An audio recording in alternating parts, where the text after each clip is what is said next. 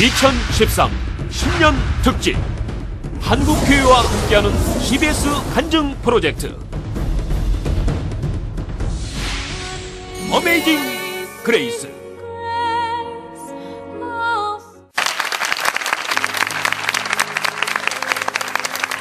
네, 안녕하세요. CBS가 2013년 신년 특집으로 마련한 한국교회와 함께하는 간증 프로젝트 어메이징 그레이스 그 네 번째 시간 사회를 맡은 CBS 아나운서 송정훈입니다. 반갑습니다. 예, 하나님을 만난 우리 이웃들의 감동적인 진솔한 그런 신앙 간증 이야기 만나보실 텐데, 이 어메이징 그레이스는 우리 삶 속에서 역사하시는 그 하나님의 놀라운 계획을 통해서 지금도 어려움에 처해 있는 많은 분들에게 용기와 또 소망을 드릴 수 있는 그런 프로그램이 되기를 기대하고 있습니다. 그 네 번째 시간인데요. 오늘 만날 분은 미소가 늘 끊이지 않는 미소 천사 같은 그런 분이신데요. 과거에는 조금 거리가 있었습니다. 과거에는, 예, 아시죠? 과거에는 조직폭력배에 몸 담으셨고요. 그리고 마약 중독까지 처했던 흑역사, 어두운 과거가 있었던 분이신데 지금은 달라졌잖아요. 무엇이 그를 달라지게 했는지 궁금하신가요? 저도 궁금합니다. 먼저 영상으로 만나보시죠.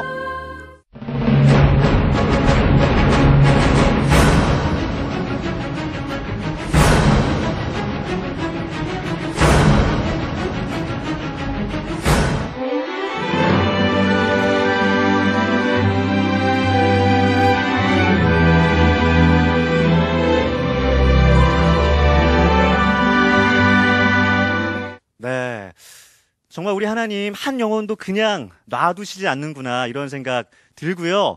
그 영상의 주인공을 이 자리에 모시도록 하겠습니다. 문성주 형제님 나와주시죠.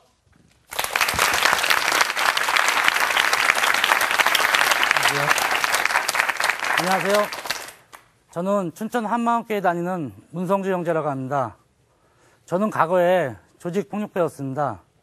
제가 처음 세상에 나간 나이가 중학교를 졸업한 17살이었습니다. 그때 나이면 딴 사람들은 고등학교를 가고 대학을 갈 준비를 하는데 저는 중학교 때 레슬링이라는 격한 운동을 하여 공부랑은 아예 담을 싸고 살았습니다. 그런 제가 그 나이에 세상을 나가보니까 제가 갈 곳도 없고 저를 받아주는 것도 없고 받아주는 것도 없었습니다. 그리고 저와 학교를 같이 다니고 운동을 같이 한 친구들이 그 친구들 또한 운동을 그만두고 학교를 그만두니까 세상에 나가니까 그 친구들이 모두 다 밤의 세계로 빠지더라고요. 그러니까 저 또한 뭐 누구의 강요도 아니고 제 스스로도 아니고 그냥 너무나 자연스럽게 조직이라는 데를 제 인격이 형성되기도 전인 20대의 전인 그런 조직에 들어가게 되었습니다. 그 조직에 들어가 보니까 제 개인의 생활은 거의 없고 사무실하는 합숙을 하면서 단체 생활을 하더라고요. 그런 단체 생활을 하는 저희가 저희 마음대로 이렇게 움직이는 게 아니고 선배들이 전화하면은 나가고 그 선배들이 들어가라면 들어가고 그러니까 뭐 모든 걸 다 단체 활동이에요. 그리고 선배들이 나오라 그래갖고 싸우라 그러면은 싸우고 뭐 누구를 협박하라 그러면 협박을 하고 또 뭐 누구를 잡아오라 그러면 잡아오라 그러고 근데 그런 생활이 뭐 저희의 의지 없이 그냥 선배들이 하라 그러니까 너무 자연스럽게 그런 생활을 접하게 되었어요. 그렇게 유흥업소를 다니면서 몰려다니면서 싸움을 하다 보니까 사건 같은 것도 좀 많이 났거든요. 94년도쯤에 이렇게 몰려서 싸움을 크게 하여서 한 신문에 좀 크게 난 적이 있고요. 또 선배와 유흥업소에 술을 마시는데 그냥 아무 이유 없이 제가 뭐 선배한테 잘못한 것도 아닌데 선배가 칼로 제 팔을 찔러갖고 그 안에 있는 심줄에 나가갖고 피를 너무 많이 흘려갖고 죽을 고비를 넘긴 적이 있습니다. 근데 그런 것이 뭐 그 선배한테 왜 찔렀냐 이런 말도 못하고 선배가 하니까 그냥 저희는 그냥 찔르니까 찔른가 보다 이제 그런 생각을 하고 있었거든요. 그렇게 그러니까 왜 그러냐면 선배와 저희 같은 경우에는 선배와 동생과 이런 의리 사이에 살다 보니까 선배들이 말하는 거는 그 무엇을 막는다고 해야 돼요. 뭐 칼을 들으라면 칼을 들고 싸우라고 하면 싸우라 그러고 근데 그런 것이 제가 그 나이가 혈기왕성하니까 그냥 자연적으로 받아들이는 삶이 돼 있어요. 남들은 그 나이에 볼펜을 두고 공부하는 것이 생활이겠지만 저는 그때 싸우는 것이 이제 제 생활이 되어버린 거예요. 오히려 싸움을 안 하면 좀 하루가 좀 이상할 정도로 그런 것이 이제 완전히 생활화가 돼갖고 뭐 감각 자체가 거의 없어졌거든요. 그렇게 한 10년, 그리고 제가 지금 예수님을 믿은 후에 가장 마음이 아픈 거는 어느 지역에 철거를 하러 갔는데 그 사람들은 힘도 없고 그곳이 아니면 갈 데도 없고 정말 거기서 쫓아내면은 길바닥에 나앉게 된 사람들인데 그때 그 감각이 무감각해갖고 그 사람들을 패고 집을 부시고 이렇게 쫓겨나게 한 적이 있거든요. 근데 그때 정말 그 기억만큼은 제가 지금 예수님 믿고 난 후에도 너무 많이 이렇게 마음이 아픕니다요. 근데 그때 당시에 그런 일을 한다는 게 뭐 죄라는 생각이 아예 안 들었어요. 그냥 나의 삶의 방식이지. 딴 사람들은 직장을 다니는 게 삶의 방식이라 그러면 나는 이런 것이 내가 사는 거의 방식이며 사는 거의 방식이라 생각을 했어요. 그러니까 뭐 겁도 없고 이제 싸운다는 것이 겁도 없고 뭐 무서운 게 아니고 너무 자연스러운 저의 생활이 돼버린 거예요. 그렇게 한 10년을 유흥업소 다니면서 싸우면서 살다 보니까 좀 뭔가 지루하다는 생각이 들더라고요. 그러니까 지루하기보다 나에게 뭔가 더 강한 것을 채워줄 것이 좀 필요하더라고요. 제가 처음 마약을 접한 게 대마초라는 마약이었습니다. 근데 10년 동안 대마초도 하고 뭐 술도 먹고 몰려서 싸움도 하다 보니까 더 강한 것을 찾고 싶은 제 안에서 뭔가 저를 더 만족시키는 그런 걸 찾고 싶더라고요. 그래갖고 처음에 찾고 찾은 게 이제 필로폰이라는 마약입니다요. 정말 그 마약을 처음에 했을 때, 야, 정말 세상에서 이것보다 좋은 게 없더라고요. 이것만 있으면 내가 세상을 살아갈 수 있다는 생각까지 들더라고요. 심지어 저의 가정보다 이 마약이 좋고 하나밖에 없는 딸보다 이 마약이 저한테 소중하더라고요.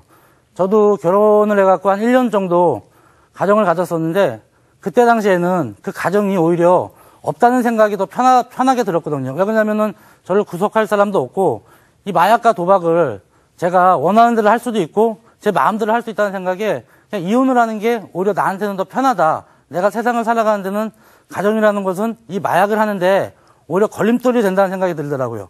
그래서 그냥 무감각하게 또 이혼을 했어요. 근데 이제 이혼을 하고 혼자서 마약과 도박을 계속 하다 보니까 이제 돈이라는 게 필요하더라고요. 돈이 없으니까 마약은 또 구하기가 힘들고 이게 좀 고가다 보니까 돈이 필요하더라고요. 그리고 남들한테 뭐 할 수도 없고 그래갖고 이제 돈을 벌려고 생각을 했는데 뭐 배운 것도 없고 아무것도 없으니까 제가 벌 수 있는 길은 뭐 술집이나 도박장을 차리는 거였어요. 그냥 20대부터 그런 조직에 들어가 있으니까 그것을 등이 없고 할 수 있는 거는 딱 정해져 있더라고요. 그래서 저는 이제 도박장을 택했어요. 하우스라는 도박장을 차려갖고 도박할 사람들을 한 사람 한 사람 불러갖고 도박을 하라 그러고 그 사람들한테 한 시간에 1인당 얼마씩 몇만 원씩 받아갖고 이제 돈을 챙기고 또 돈이 없어갖고 못하는 사람한테는 속칭 꽁지라는 꽁지돈을 주고 거기서 10%의 이자를 떼갖고 수입을 올렸거든요. 근데 그 수입이 하루에 한 200에서 한 300만 원 정도 돼요. 근데 제가 돈을 벌라는 이유는 제가 그 돈 갖다가 잘 먹고 뭐 내 딸을 뭐 잘 키우고 집을 사고 그런 것이 아니고 오직 돈을 벌라는 목적이 마약을 하고 경마라는 도박을 하려고 돈을 벌었기 때문에 저 또한 그 버는 돈이 그 다음날 마약하고 주말에는 경마 가고 이게 쳇바퀴도 돌더라고요. 그렇게 또 한 1, 2년을 하다 보니까 제가 이제 마약을 또 1, 2년을 하다 보니까 마약이 양이 늘어나니까 마약을 좀 더 많이 해야 되고 경마라는 도박을 하다 보니까 액수도 커지고 제 나름대로 이제 빚도 좀 지게 되고 그러니까 돈을 좀 더 벌어야겠다는 생각이 들어갖고 근데 어차피 처음에 시작한 게 도박장이기 때문에 그 도박장보다 돈 더 좀 많이 벌 수 있는 도박장을 택한 거예요. 그 택한 이제 도박장이 홀돈바라는 사무실을 차렸거든요. 그 홀돈바는 큰 테이블을 놓고 제가 처음에 차린 건 한 6명이 하는 도박인데 이 홀덤 게임은 한 12명에서 게임을 하거든요. 딜러 아가씨들도 있고. 근데 그거는 뭐 1시간에 얼마씩 받는 게 아니고 판돈의 0.5%라는 딜러비를 떼요. 그럼 그거를 떼면 한 8시간 정도 하면은 사무실로 벌어들이는 수익이 한 돈 1,000만 원 돈 돼요, 많게는. 근데 그것 또한 액수가 많이 차이 나는데도 그 돈 또한 제가 버는 목적이 너무 정확했기 때문에 마약과 경마라는 도박밖에 없어요. 그러니까 오히려 돈을 많이 벌면 벌수록 잘 먹고 잘 사는 게 아니고 내 몸은 지쳐가더라고요. 마약을 더하니까 몸이 지쳐가고 경마를 더하니까 오히려 빚도 지게 되고 그렇게 계속 살다 보니까 이제 한 6년가량 그런 생활을 했어요. 그 생활 외에는 딴 것을 한 적도 없고 뭐 해야겠다는 생각조차 안 했어요.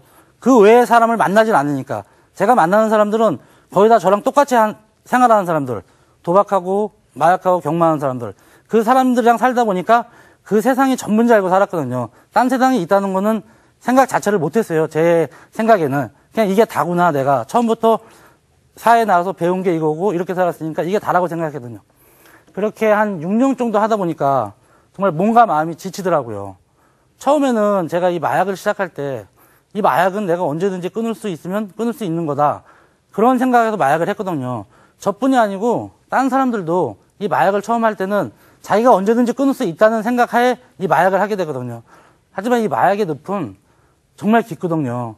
사람의 의지로는 절대로 마약을 끊을 수도 없고 그 마약과 그런 도박 세계에서 나올 수가 없어요. 본인 스스로는. 그 늪이 정말 더 깊이 들어가면 들어갔지 그게 나올 수가 없거든요. 저 또한 나오려고 무진장 제 나름대로 노력도 많이 했어요. 제가 하도 몸이 안 좋고 움직이지를 못하는 상황까지 가갖고 제 스스로 앰뷸런스를 불러갖고 병원까지 입원을 한 적이 있어요. 근데 제가 병원에 입원을 할 때는 다시는 내가 정말 이 마약을 안 하겠다는 생각으로 입원하거든요. 제 스스로 얼마나 힘들면 앰뷸런스를 부르겠어요. 그런데도 일주일 동안 병원에 입원했다가 몸이 좀 괜찮아졌고 나오면은 나도 모르게 아무도 없는 외진 곳 가갖고 마약을 하고 있더라고요. 그런 저의 모습을 보고 아 이거는 내가 끊을 수 있는 게 아니구나. 그냥 그때 생각난 게 끊지 않고 내가 이거를 뭐 좀 줄여야겠다. 이제 그런 생각이 들더라고요. 그러니까 이제 아예 이거를 끊는다는 건 포기를 한 상태예요. 그리고 이제 너무 이 마약이 끊고 싶고 마약으로 너무 몸이 괴로운데 이걸 도저히 자기 스스로 어떻게 제어를 할 수 없으니까 경찰서를 뛰어들어가요. 너무 힘들고 너무 지치니까 자기 스스로 이 마약을 어떻게 할 수 없으니까 경찰서를 뛰어들어가고 나 마약했다. 그럼 마약한 사람은 당연히 뭐 형무소라는 데를 가잖아요. 거기를 가야지 마약을 자기가 끊을 수 있으니까 자기 스스로 경찰서를 뛰어들어가는 거예요. 그렇게 해갖고 잠시 동안 안 하려고. 근데 그런 사람들이 거기를 갔다 와갖고 이 마약을 안 하냐. 나오면 또 해요. 그때 당시에 본인한테 너무 진짜 현실이고 괴롭고 하니까 그 길을 택할 뿐이에요. 딴 길이 없으니까. 딴 길을 알지도 못하고 그 길로 빠른 길을 택하는 거죠. 잠시라도 안 할 수 있는 길을.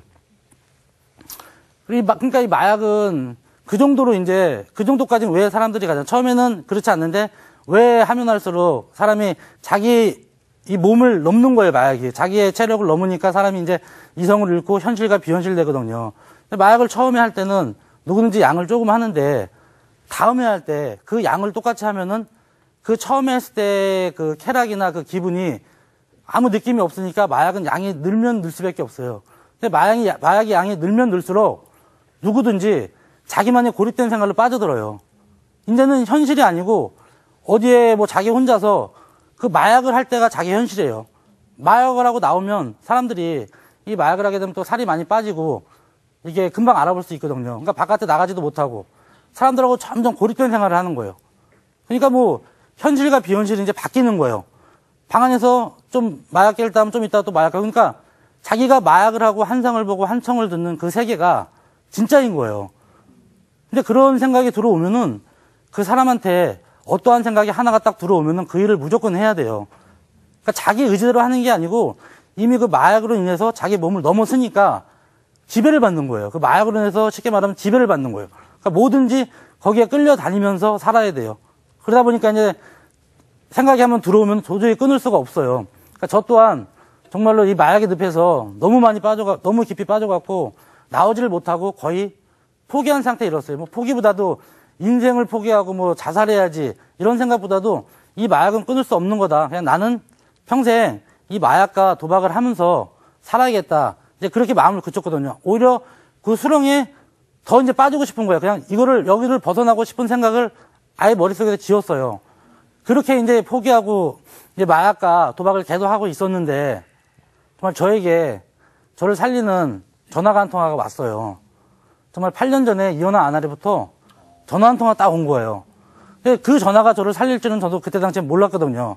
근데 아내가 전화를 해서 예수님을 믿으세요. 하나님이 살아계세요.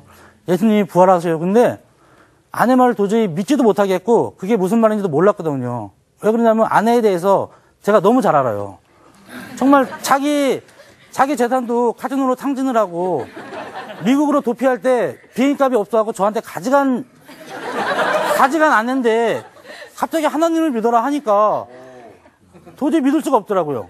그래갖고 아내가 좀 이상하더라고요. 저 같으면은 제 입장에서는 제가 교회라고 생각하는 관념은 정말로 천사같이 착한 사람들이 저는 교회를 갖는다라고 생각했거든요. 근데 제가 생각하기에 아내는 착하지 않거든요. 그래갖고 저는 그 아내의 말을 믿을 수도 없고 그게 무슨 말인지 몰랐어요. 제가 뭐 교회를 나가야 되는지, 왜 교회를 나가야 되는지 그런 생각도 해본 적도 없고, 제 생각엔 보이지 않는 하나님을 믿는다는 거는 좀 추상적이게 생각을 했어요. 그리고 이제 아내가 좀 이상해진 것 같아갖고, 솔직히 전화하지 마라. 그리고 이제 전화를 끊었어요. 왜냐면 제 생각에는 너무 이상하니까. 그리고 이제 딱 있는데, 자꾸 예전에 있었던 생각이 기억이 나더라고요.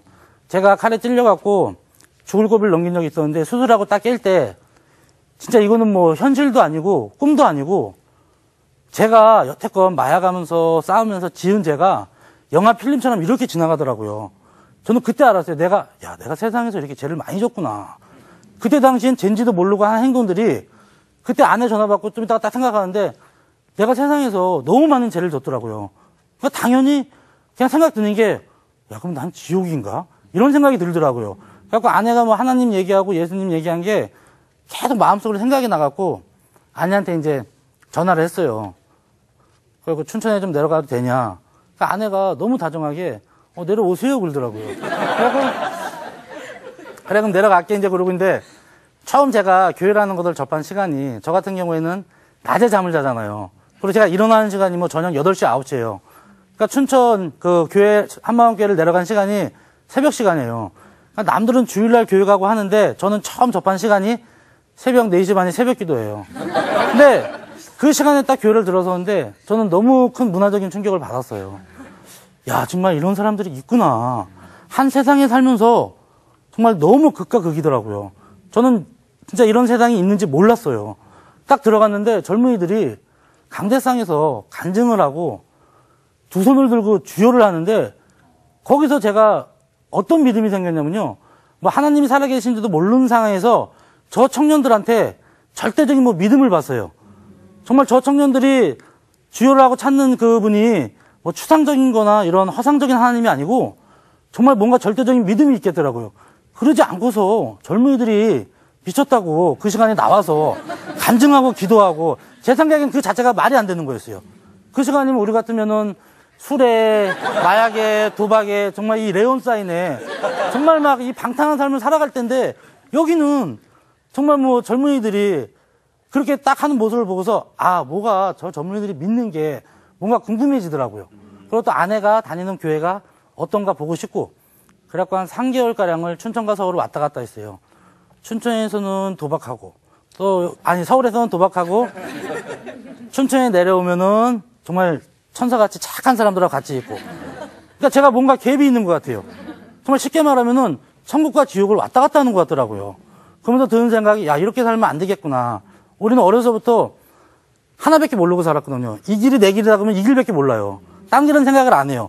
그러니까 양쪽으로 왔다 갔다 하다 보니까 이거는 아니다. 모르는 상태에서 내가는 한 길을 택해야겠다. 근데 제가 좀 선택을 빨리 할 수 있는 이유가 정말 세상에서 너무 몸과 마음이 지쳐 있었어요. 그 마약의 수렁에서 못 빠져나와갖고 너무 힘든 가정에서 있는 상태여서 그리고 제 그때 받은 문화적 충격이 생각나갖고 이 사람들 삶이 궁금하더라고요. 그리고 너무 보기 좋았고 얼굴 자체가 이 사람들이 뭐 돈이 많고 막 그래갖고 맛있는 걸 먹고 부러운 게 아니고 그냥 얼굴 자체에 정말 뭐라 그럴까 착한 사람들 딱 써있더라고요. 그리고 그 다음날 이제 마음을 딱 먹고 저는 이제 제가 하나님한테 나간다고 생각하면 왜냐면 그때 당시에 이제 내려가면은 집도 있어야 되고 하나님한테 교회를 가면 헌금도 내야 되고 또 제 자식하고 맛있는 것도 먹고 싶고 그리고 그때 운영하던 홀덤바라는 사무실하고 꽁짓돈 줬던 거를 이제 수금해갖고 내려간다고 생각했거든요. 돈은 있어야 되는 생각이 드니까. 그래갖고 이제 수금도 하고 사무실 정리하는데 이게 정리가 안 되는 거예요. 수금도 안 되고 계속 미뤄지길래 이러면 안 되는데 자꾸 춘천하고 멀어진다는 생각이 들더라고요. 그래갖고 이제 그렇게 생각하고 춘천은 계속 왔다 갔다 하는데 하나님께서 새벽 시간을 통해서 저한테 처음으로 말씀 하나 주셨어요. 히브리서 13장 5절에 돈을 사랑치 말고 있는 바에 족할 줄 알라. 내가 너를 버리지 아니하고 내가 너를 떠나지 아니한다. 딱 이 말씀을 듣는데 진짜 그러면 내 생각하고 하나님 생각하고 여태껏 틀렸구나. 나는 내가 무엇을 갖고서 하나님한테 드릴 생각을 했는데, 우리 가족 먹고 살 거 생각을 하고 하나님한테 나간다고 생각했는데, 하나님의 생각은 저와 정 반대더라고요. 그냥 있는 그대로 나와라. 너가 있는 상태에서 마음 중심으로 나한테 나오면 내가 너를 버리지 아니하고 떠나지 아니한다는 딱 말씀하는데, 젊어서 의리밖에 없는 제가 정말 그 말씀을 듣는데 정말 이런 하나님은 내가 믿을 수 있겠다. 살아계신지도 모르는 상태에서 그 말씀으로 나를 버리지 않는다는 딱 말씀을 믿고서 그 다음날 바로 이렇게 진짜 옷만 싸갖고 내려왔거든요. 있는 딱 그거 갖고. 근데 내려오면서 돈이 이제 필요가 없겠더라고요. 왜 그러냐면 하나님이 함께 하시니까. 그래갖고 내가 돈 받을 사람한테 문자를 했어요. 돈을 안 받을 테니까 잘 살아. 그리고 딱 이제 문자를 남겨 내려온 거예요. 이 사람들은 돈이 안 받는다고 하면은 고맙고 이런 문자를 해야 되는데 못 믿는 거예요. 야, 진짜야? 막 이렇게 하더라고요. 그래서 진짜니까 도박들 하지 말고 잘 살아. 이제 그러고 딱 하고 내려왔어요, 춘천에. 춘천에 내려왔는데 친구가 이제 제가 사무실 하면서 모든 제가 이렇게 돈 벌 수 있는 루트를 저희 친구한테 주고 왔거든요. 네가 뭐 해라. 그러고 내려왔는데 그 친구가 한 3, 4일인가 있다가 춘천에 내려온 거예요, 새벽에. 그래갖고 돈을 갖고 왔어요. 야, 이게 뭐냐. 나는 너한테 돈 달라는 적이 없는데 왜 돈을 갖고 왔냐. 내가 번 거에 반이다. 뭐 10,000원짜리는 안 속이고 반이니까 가져라 그러는 거예요. 근데 아내가 절대로, 아내도 돈을 좋아했거든요. 근데 저한테 돈을 정말 그 말씀을 받고도 저는 돈 필요 없으니까 너 가져라. 이게 진짜니까. 그리고 너도 뭐 이제 이런 데를 좀 빨리 정리하고 해라. 그러니까 그 친구가 이제 그 다음부터는 돈을 안 갖고 와요. 아, 진짜구나. 내가 춘천을 내려와갖고 이제 어떻게 사는지 이제 차후에 말씀드린 그 친구가 그 다음부터 안 갖고 오더라고요. 그리고 이제 그 다음날부터 이제 저는 교회를 나갔거든요. 나갔는데 하나님도 모르고 뭐 기도할지도 모르고 말씀도 모르고 목사님이 설교하시는 말씀을 알아듣지도 못해요, 저는. 그리고 성도님들이 하는 말씀도 무슨 말인지 못 알아듣겠고. 근데 저한테 강력하게 들리는 말씀 딱 하나가 있었어요. 회개. 이 회개라는 말은 너무 많이 죄를 졌으니까 회개라는 말 딱 들리는 순간에 그 제가 필름처럼 지나갔던 그 죄진 게 있잖아요. 야, 그럼 회개해야겠구나. 회개를 먼저 하면은 하나님이 만나 주시겠구나. 아무것도 모르는 상태에서 있는 죄 없는 죄 정말 짜내면서 막 기도를 했어요. 한 달간. 근데 이상하게 뭐가 반성을 하고 내가 뭐가 돌이켰으면 해결을 했으면 기분이 상쾌하고 뭐 이렇게 좋아야 되는데 기도하고 탁 나오면 뭐가 남아있어요, 뒤끝이. 정말로 뭐 화장실 갔다가 그냥 나온 기분이라 할까? 그런 게 기분이 남아있더라고요. 근데 뭐 저 같은 경우에는 할 줄 아는 게 없으니까, 말씀도 모르지 할 줄 아는 게 없으니까 그렇게 회개 기도밖에 못했어요. 그리고 회개 기도를 계속 하는데 하나님께서 두 번째 저한테 말씀을 주시더라고요. 구하라, 찾으라, 두드리라. 그러니까 그 말씀 그대로 또 찾고 두드렸어요, 그냥. 새벽전에 기도하면서. 주일 예배 때의 말씀은 제가 잘, 이게 못 알아들으니까 새벽 기도 때 저는 많이 이렇게 하나님 말씀 받으면 그대로 했거든요. 계속 찾고 두드리는데 어느 날 하나님께서 정말 그 약속의 말씀을 저한테 딱 이뤄주더라고요. 정말 찾았더니 찾고 두드렸더니 열어주시더라고요. 어느 날 한 형제의 입을 통해서, 그 형제의 입을 통해서 성령께서 한 말씀을 비춰주는데, 요한복음 16장 9절에 죄에 대하여함은 저희가 나를 믿지 아니하며, 이 말을 딱 하는데 제가 그동안 목사님이 하신 말씀과 성도들이 하는 말씀들이 뭔가 하나로 딱 묶어지더라고요. 사도행전 17장 30절 31절에 부활로 모든 사람에게 믿을 만한 증거를 준 것과 로마서 10장 9절에 부활하심으로 주인으로, 마음의 주인으로 믿으면 구원을 얻는다. 이 말씀과 요한복음 2장 22절에 살아나신 후에야 제자들이 성경과 및 예수가 하신 말씀을 믿었더라. 이 말씀들이 뭔가 하나로 연결되면서 정말 이 땅에서 하늘을 딱 갈 수 있는 길이 딱 보이더라고요. 아, 이거구나. 전능자가 이 땅에 사람으로 오셔갖고 우리 죄를 위하여 죽으시고, 십자가에 죽으시고 부활하심으로 하나님이 확증되셨고 부활로 모든 사람에게 믿을 만한 증거를 주셨는데도 이 예수를 안 믿는 게 죄구나.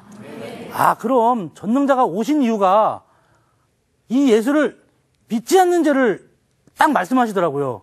그 순간에 야, 그럼 내가 지금까지 회개한 죄가, 제가 싸우고 마약하고 모든 죄를 지은 죄가 결국은 이 예수를, 이 예수님을 믿지 않아도 죄를 진 거구나. 이게 뭔가 연결이 탁 되면서 이제 뭐가 뻥 뚫리더라고요. 그러면서 하나님의 법은 그럼 세상의 죄를 회개하는 것도 중요하지만 하나님 먼저 이 예수를 믿지 않는 죄를 회개하는 거구나. 그러면 결국은 내가 주인 되어 죄를 회개하는 것 같더라고요. 그 말씀이랑 뭔가 연결이 되면서 바로 영접 기도를 했어요. 하나님 아버지, 제가 예수님을 모르고 제가 주인 되어서 너무 많은 죄를 졌습니다. 하지만 지금 이 부활하신 예수님을 나의 주인으로 믿고 제가 정말 이제 예수님을 저의 주인으로 모시고 앞으로 살겠습니다.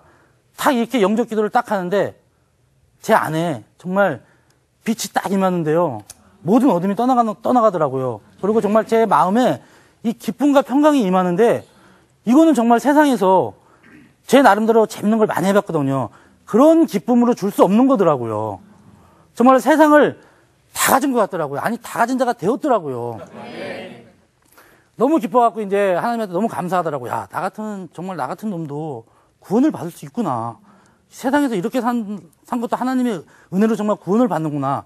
제가 그 순간에 딱 생각난 게, 야, 그러면 나도 되니까 저쪽 어둠에 있는 내 친구들은 그냥 되겠구나. 저는 그 생각이 든 거예요. 왜냐면 친구들하고 저는 관계를 안 끊고, 뭐 친구들 결혼식이나 이런 행사 같은 게 있을 때는 서울로 올라갔거든요. 서울 올라가서 제가 친구들한테 전한 거예요. 전 무조건 될 줄 알고. 왜 그러냐면 세상에 살 때 그 친구들보다 내가 조금 더 악하게 살았고, 죄도 많이 졌고, 오히려 나쁜 것을 제가 많이 가르쳐 줬거든요. 근데 갑자기 그런 친구가 갑자기 자기네 만나면은 담배도 안 피지, 술도 안 먹지, 모든 유혹을 자기네가 해봐도 안 하지. 그러니까 그 친구들 저를 이제 이상하게 생각하는 것보단 춘천에 왜 갔나 물어보더라고요. 춘천에 가니까 무슨 일 아니에요? 운전기사. 그러니까 의아하더라고요. 아니, 기사한다고 그러니까 좀 이제 안 믿기는 거예요. 자기네보단 서울이 때는 그래도 더 이렇게 하고 살았는데. 그리고 저는 친구들한테 이제 이 예수님을 정말 기쁘게 전했거든요. 제가 뭐 말씀을 많이 안 상태에서 친구들한테 복음을 전한 게 아니고 정말 제가 예수님을 주인으로 믿었더니 이분을 나의 주인으로 딱 모셨더니 모든 게 제가 그동안 세상에서 배운 마약이나 뭐 담배술 이런 게 다 끊어졌거든요. 한 번에. 그러니까 저는 이게 너무 확실하니까 정말 부활하신 예수님을 통해서 천국과 지옥이 너무 확실하니까 내 친구들한테 안전할 수가 없더라고요.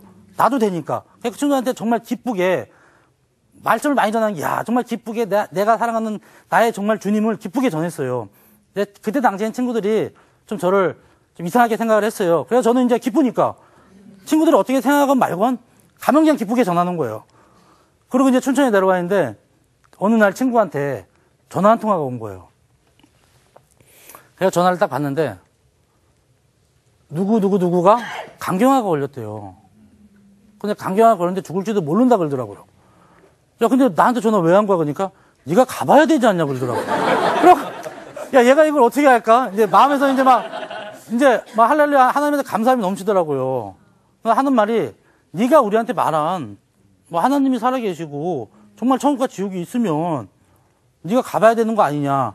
제가 그때 안 게 내가 정말 기쁘게 그냥 나의 주인이신 예수님을 전한 것 뿐인데 내 친구들한테는 언젠가 성령께서 정말로 내 친구들 마음에 이 말씀을 생각나게 해주시는구나. 그런 생각이 딱 들더라고요. 그래서 이제 친구한테 기쁜 나머지 이제 한 4시간 되거든요. 그래서 2번인가 갔어요. 저는 분명히 이제 거기 간 이유가 복음 전하고 내 친구를 하나님의 나라로 인도하려고 갔는데 친구한테 복음을 막 전하는데 친구는 안 들어요. 근데 옆에 있는 제두 씨가 그날 예수님을 주인으로 영접했어요. 그걸 보고서 하나님 이 전도는 복음은 내 입을 통해서 전하지만 사람을 변화시키는 건 내가 아니고 하나님의 주권이구나. 그때 이제 전도에 대해서 좀 눈이 떠졌어요.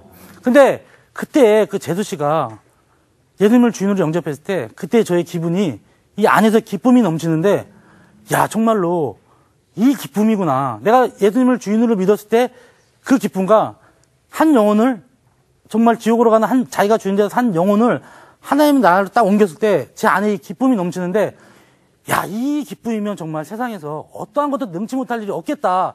그 생각이 딱 들더라고요. 그러면 당연히 그때 이제 제 마음에 드는 게 야, 내가 이 땅에서 할 거는 정말 복음 전하고 재산 쌓고 영혼 구하는 길이구나. 이것만이 내가 이 세상에서 기쁘게 살 수 있는 유일한 길이구나. 그 생각이 딱 들더라고요. 그 생각이 들면서 이제 계속 이제 만나는 사람마다 기쁘게 예수님을 전한 거예요.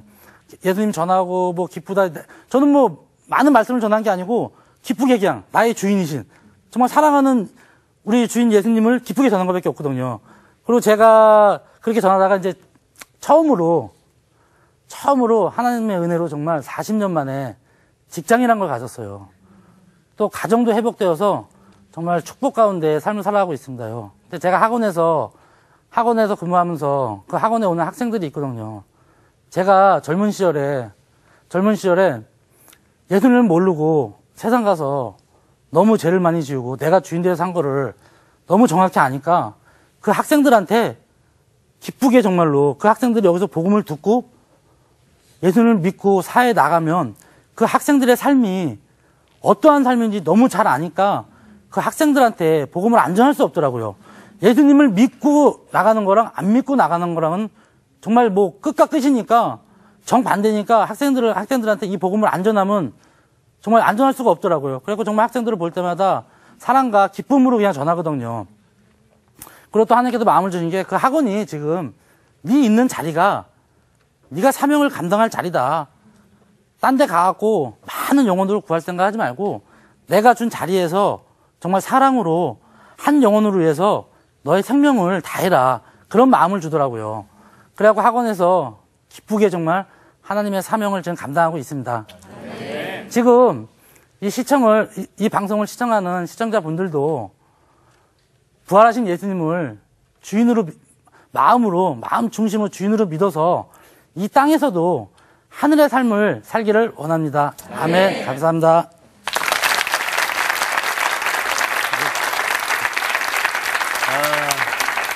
과거에는 조직에 대한 의리로 또 마약의 힘을 빌려서 살았다면 이제는 하나님에 대한 사랑으로, 예. 그렇죠? 하나님에 대한 의리로 열심히 또 살고 계신데 잘 들었습니다. 지금 강연 간증을 들으니까 전혀 뭐 과거에 조직폭력배였다는 사실이 의심될 정도로 굉장히 화나세요. 저도 교회를 가서 착하게 변했습니다. 착하게 살자. 네. 그렇군요. 지금도 근데 그 마약이라는 것이 중독성이 너무나 강하잖아요. 네, 그렇죠. 너무 강하죠. 끊기가 힘들고 한데 뭐 영화나 TV에서 그 마약 장면 나오면은 어떤 마음이 좀 드시나요? 그러니까 저 같은 경우에도 여기 춘천에 와서도 네. 마약의 유혹이 이렇게 있었어요. 근데 딴 사람들이 마약의 유혹을 못 견디는 이유고 다시 가는 이유가 혼자서 그 유혹을 감당하기엔 너무 크거든요. 네. 근데 저는 춘천 한마음교회에 정말 교회 공동체와 함께 하면서 그 유혹을 뿌리칠 수가 있었어요. 그러니까 공동체와 함께 새벽 기도하고 말씀 보고 네. 같이 체조하고 같이 밥 먹으면서 체조도 하시고. 예. 그러니까 몸도 육체도 건강해지고 예. 그리고 또 그분들이 저를 정말 저의 아픔이 아닌 본인들의 아픔이랑 똑같이 정말 한 생명 한 가족처럼 사랑으로서 저를 섬겨줘 갖고 그 유혹을 네. 뿌리칠 수 있었습니다. 그렇군요. 야, 좋은 공동체를 만나서 예. 또 이길 수가 있었는데 이 마약이랄지 뭐 조직폭력배 우리 학생들은 호기심이 있잖아요. 이거 해봐야 되나? 해도 좋을까? 저 친구가 하는데 따라가게 되는 경향이 있는데 그렇죠. 그런 후배들에게 우리 문성주 씨께서 한 말씀 예. 좀 해주시면 좋을 것 같아요. 근데 이 마약의 늪은 네. 아까도 제가 간증에 나왔듯이 본인 스스로는 절대로 그 늪에서 빠져나올 수가 없어요. 혼자서는? 예, 혼자서는 네. 절대 그 늪을 빠져나올 수가 없어요. 그 늪은 사람이 정말 죽음까지 이르거든요. 거의 폐인의 길까지 이르고 정말 지금 마약과 도박에 빠져있는 사람들한테 제가 정말 네. 제가 빠져나온 길이 네. 너무 확실하고 그것 말고는 이 세상에서 그 늪에서 빠져나올 수 있는 길은 없다고 생각이 돼요. 제가 빠져나온 길 정말 이 부활하신 주님을 저희 마음 중심으로 주인을 믿었을 때 정말 빛이 임했을 때 그 모든 중독이 내 노력과 상관없이 예수님이 나의 주인이 되는 순간에 그 모든 어둠이 떠나가더라고요. 네, 이겨낼 수 있는 길, 유일한 길은 역시 예수 그리스도밖에 없네요. 예. 네. 우리 문성주 형제 간증이었습니다. 고맙습니다. 감사합니다. 네. 어메이징 그레이스 함께하고 계시는데요. 우리가 하나님을 먼저 은혜로 알게 됐잖아요. 우리의 역할은 아직 하나님을 만나지 못한 그런 영혼들에게 하나님을 전할 수 있게끔 우리가 늘 깨어 있어야겠다 이런 생각을 하게 됐습니다.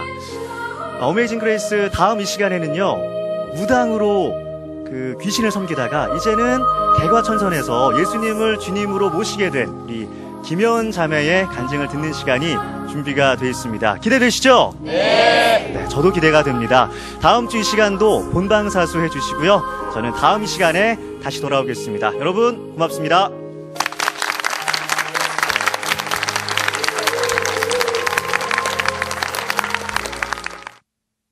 프로그램에 도움을 주신 분들께는 사람을 배려하는 제이손 진공젓가락에서 제공한 명품 수저 종합 세트를 드립니다.